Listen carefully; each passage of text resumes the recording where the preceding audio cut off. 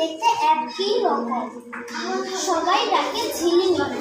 দুজনে দুটি বিড়াল, ঝিলির বিড়াল সাদা, মিলির বিড়াল কালো।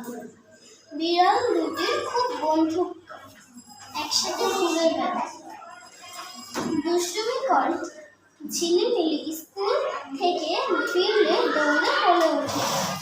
ওরা খেতে বসলে বিড়াল দুটি পাশে বসে।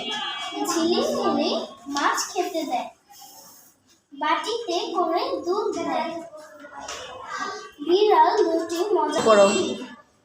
একদিন হঠাৎ কালো বিড়ালটা উধাও। ঝিলিমিলির ভীষণ মন খারাপ।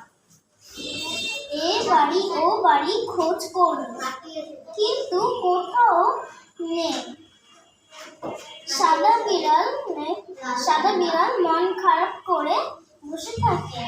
মিলি কাঁদে, ভাবে